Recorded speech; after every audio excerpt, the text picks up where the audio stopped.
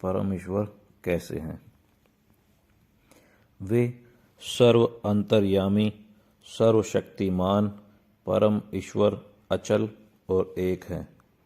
सबके आदि होने के कारण सबको पहले से ही जानते हैं। वायु आदि सभी देवताओं में जो शक्ति है, जिसके द्वारा वे जल वर्षण, प्रकाशन, प्राणी प्राण धारण आदि कर्म करने में समर्थ होते हैं, उनका सहयोग मिले बिना यह सब कुछ भी नहीं कर सकते। वह परम ईश्वर चलते भी हैं और अचल भी हैं। वह सगुण साकार रूप में प्रकट रहकर लीला किया करते हैं। यह उनका चलना है।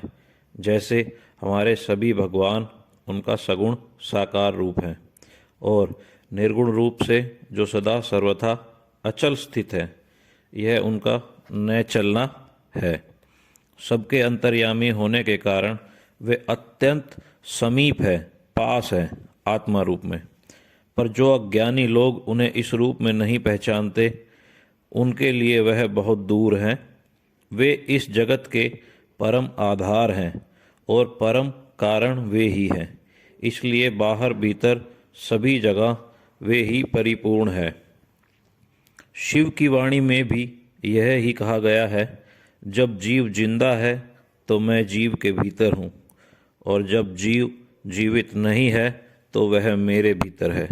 मतलब प्रकृति धीरे धीरे उस जीव को अपने में समाहित कर लेती है और शरीर का अस्तित्व सूख कर गल कर प्रकृति में ही विलीन हो जाता है।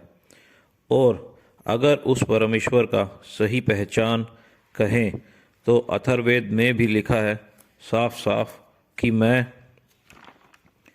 जीव के भीतर, जीव के अंदर विद्युत रूप में विद्यमान हूँ और ध्वनि रूप में सुनाई पड़ता हूँ, जिसे आजकल मनुष्य लोग साउंड ऑफ साइलेंस का नाम दिया है।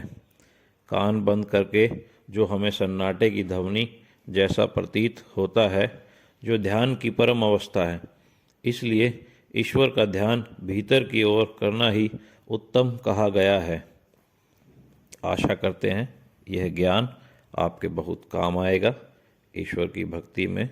हरिओम। वीडियो को लाइक शेयर करें, चैनल को सब्सक्राइब करें।